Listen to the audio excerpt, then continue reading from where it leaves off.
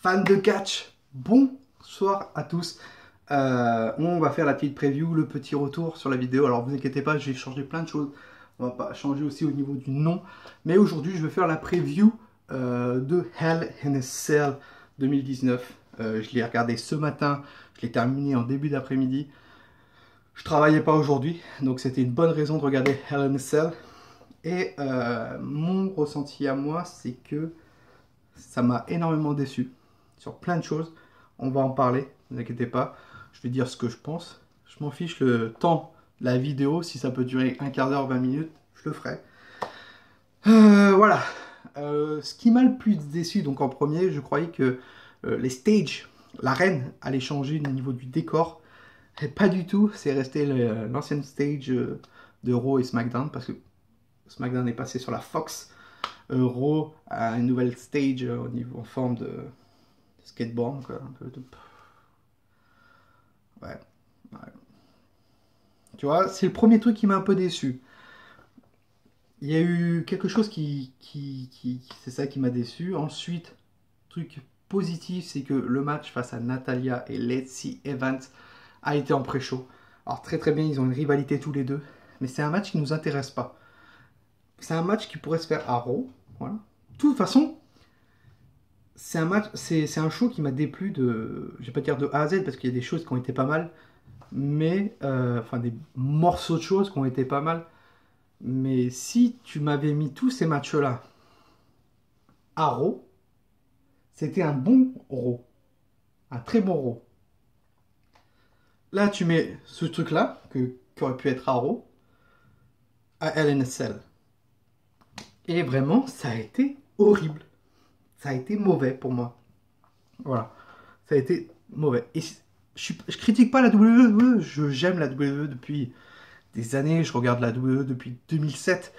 Donc pratiquement chaque Raw, SmackDown, ECW, qui était auparavant jusqu'en 2010, NXT, 205 Live, je regarde. Et ce show-là a été décevant. Surtout la fin, surtout. Au niveau, donc le premier match, si je dis pas de bêtises, c'était le match Sasha Banks, Alexa Bliss. J'ai bien aimé ce match. Vraiment très très bon. Allez voir. Alexa Bliss, donc repart. Non, pas Alexa Bliss, Sasha Banks, pardon. Becky Lynch repart donc avec le titre. Conserve son titre face à Sasha Banks. Dans un très bon Hell in a Cell match. J'aurais aimé que ça soit Sasha Banks qui gagne le titre parce que il y a de fortes possibilités qu'on voit Becky Lynch à la Fox et à SmackDown dans quelques semaines. Donc le titre à Women de Raw à SmackDown, c'est pas trop mon kiff. Ensuite, on est passé sur le second match. Et là, c'était un match où je m'attendais à mieux, et carrément mieux. Daniel Bryan et Roman Reigns contre Luke Harper et Eric Rowan. Je m'attendais à 2 fois mieux sur ce match-là. Et je vous promets, j'ai regardé le match. J'ai pris mon petit déj juste avant, j'ai regardé. Et j'ai les yeux, je commençais à m'endormir. Mais vraiment, je vous le dis. Je commençais à m'endormir parce que ce match-là, en tornado, ça pouvait être pas mal. Mais ça n'a pas été top. Ça n'a pas été top du tout. Absolument pas. Après, on a eu donc ce match. Donc, victoire des Face. Roman Reigns et Daniel Bryan. On a eu ensuite Mustafa Ali, donc, qui s'appelle Ali maintenant, face à Randy Orton. Très bon match. Enfin, bon match divertissant. Où j'ai bien regardé et ça a été pas mal. Ali est un très bon catcheur et Randy... Voilà quoi. Victoire de Randy Orton. Ensuite, sur la pause, on a vu que Tamina est devenue la nouvelle 24 sur 7 champion en faisant le tomber sur Carmella. On a vu les Street Profits. On a vu Tyler Breeze, qui est pas mal. Je le préfère comme ça avec Tyler Breeze quand même. Je vous invite à aller voir. Hein. Cheveux courts, il était en costume et tout. Un beau gosse. Donc, voilà. Après, quel match il y a eu Si je dis plus de bêtises... Ah oui, on a eu un match aussi. je me suis demandé, mais qu'est-ce que ça fout là, ça?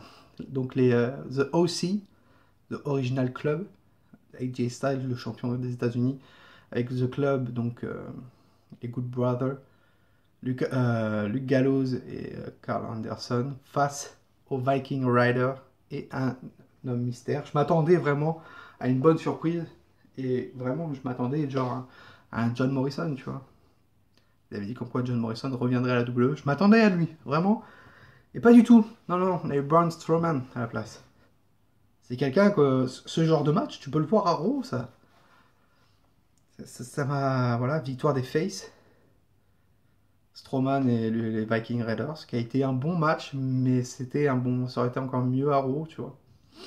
Pas dans un pay-per-view. À la fin, donc, comme il y a eu ces petites rivalités qui s'est créée entre Strowman et Fury, et bah Strowman a mis une grosse pêche à notre cher ami des champions des États-Unis. Et Jay Styles, et voilà, ce qui m'a plu, c'est qu'il a pris une pêche et il a eu du mal à. Genre, il se vacillait, il était pas bien. Ça a été pas mal. C'était bien pas mal au lieu qu'il se fasse. Bon, ça va les gars, allez, on rentre. Ça a été pas mal. Ça, j'ai bien aimé. Ensuite, je crois que si je dis pas de bêtises, on a eu le match pour le match SmackDown, le Woman. Voilà, pour le titre en jeu. Le jeu était en. Le titre était en jeu pour côté SmackDown, Bayley face à Charlotte Flair. Et juste avant le match, on voit Tamina qui est dans l'arène. Et face à R-Truth pour récupérer le 24/7 Championship. Tamina prend Funaki, le commentateur japonais qui commente au Japon. C'était pas mal aussi, j'ai bien aimé. Voilà, c'était innovant et tout. Et Carmella arrive, prend Tamina en super kick, fait un super kick à Tamina. Et R-Truth arrive, fait le tomber. Un arbitre est là. 1, 2, 3. R-Truth devient à nouveau, encore une fois, c'est toujours les mêmes. 24/7 champion. Alors qu'il y aurait d'autres catcheurs qui mériteraient d'avoir un petit push avec ce titre. Pourquoi tout le temps R-Truth? Je crois qu'il est déjà à son 12e ou 13e règne avec ce titre depuis le mois de juillet, quoi. Voilà. Pourquoi? Donc le match face à Bayley et Charlotte se passe. Bon match. Mais comme je le dis, c'est un match que tu aurais pu voir à Raw ou à SmackDown. Je m'attendais à mieux. Victoire de Charlotte qui devient à nouveau championne féminine pour la 10e fois. Ah oui, j'ai oublié aussi le match par division féminine. Alexa Bliss et Nikki Cross qui ont défendu leur titre face au Kabuki Warrior. Ouais, Kabuki Warrior. C'est pas une équipe qui m'emballe, je vous le dis. Je pense que c'est une équipe qui a été créée parce que il faut la division féminine. C'est tout. Les Kabuki Warriors remportent le match avec un match vraiment plat. Très très plat. Mais c'est pas un match qui m'a plu du tout.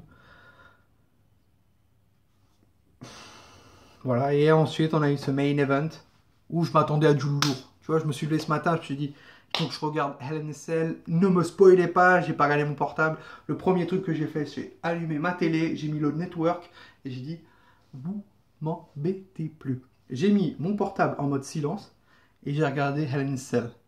Et jusqu'à temps, je regardais et je faisais autre chose à côté en même temps.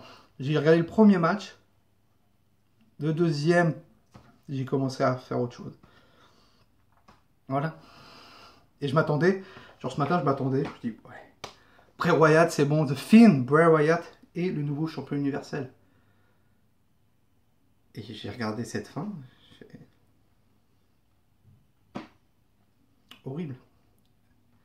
Et je sais pas ce qui s'est passé, est-ce qu'il y a eu un double turn où Bray Wyatt est devenu face et Seth Rollins Hell, parce que vu l'état de Rollins, comment il s'est comporté quand il a chargé, attaqué The Fiend, alors que The Fiend est l'un des joueurs, des catcheurs les plus over actuellement à la WWE, je ne comprends pas pourquoi la WWE a fait ce moment où il s'en prend plein la tête, il reste au sol, il prend des curse tombes à gogo, un pedigree, et le mec ne bouge pas. Il se prend des coups d'échelle, coups de boîte à outils, coups de masse, et non. L'arbitre a été obligé d'arrêter ce match, et Vince McMahon, lui, voulait que son champion universel, Seth Rollins, garde le titre. Donc il y a de grandes chances, comme vous avez pu voir sur la Fox, si vous regardez Fox, il y avait des petits moments coupés où on voyait The Fiend, la tête du Fiend, sur la pub. Je pense que The Fiend, Bray Wyatt va aller à SmackDown. Il y a de grandes chances. Je suis vraiment dégoûté. J'aurais aimé voir The Fiend, Bray Wyatt, champion universel. Il le méritait, mais amplement il le méritait depuis plusieurs mois, depuis qu'il a fait son retour à WrestleMania, enfin avant WrestleMania, le lundi après WrestleMania. Il méritait de porter ce titre. C'est tout. Ah bah, c'était un pay-per-view très décevant. Je m'attendais à beaucoup mieux. Voilà, on m'a dit c'est la révolution et tout, Raw, SmackDown et tout. Voilà. Alors pour les fans de Seth Rollins, ils sont très contents que Seth Rollins garde le titre, certes. Mais pour moi, il ne méritait pas. Parce que tu regardes bien, la foule a hué Rollins quand il tabassait The Fiend de A à Z. Voilà pourquoi je me dis, est-ce qu'il n'y a pas eu un double turn? Rollins est devenu Hell, et enfin Heel, moi je le dis plutôt à l'anglaise, à l'américaine. Heel et Bray Wyatt Face. Je me pose la question. Au niveau du show, bah, sur 10, quand je le note, je vais donner 4. Pas la moyenne, non, ça ne mérite pas la moyenne, parce que tous ces matchs-là, tu l'aurais pu le voir dans un Raw. Voilà, c'est des matchs qui n'avaient aucun enjeu. Les rivalités n'étaient pas créées depuis un certain moment. Enfin, The Viking Raiders et Braun Strowman face à The OC, tu vois ça depuis plusieurs semaines. Je comprends pas pourquoi les Kabuki Warriors ont eu un match pour le titre. Il n'y a pas eu de grosse rivalité entre Bayley et Charlotte qui est devenue championne.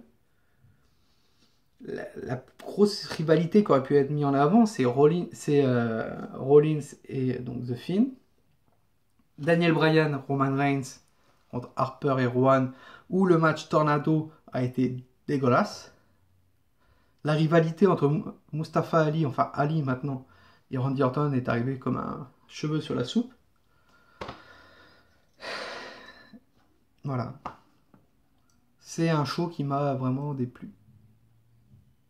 Alors que la semaine dernière, j'ai regardé SmackDown et SmackDown m'a beaucoup plu. Pareil pour Raw. Raw m'a beaucoup plu pendant une demi-heure jusqu'à la fin du Miss TV avec Hogan et Flair. Et après, voilà. Mais SmackDown m'a beaucoup plu sur Fox. Comparé à Raw et à ce pay-per-view. Donc voilà, donc ce soir, ne vous inquiétez pas, il y a Raw. On va regarder ça demain matin. Et on fera une petite review du Raw, bien sûr. Je fais mon retour un peu, je poste des vidéos parce que je voulais poster des vidéos. Maintenant, on va essayer d'un peu plus d'enchaîner au niveau des vidéos. Alors, est-ce que je vais faire des reviews de Raw et SmackDown tout le temps, peut-être, ou de pay-per-view, peut-être.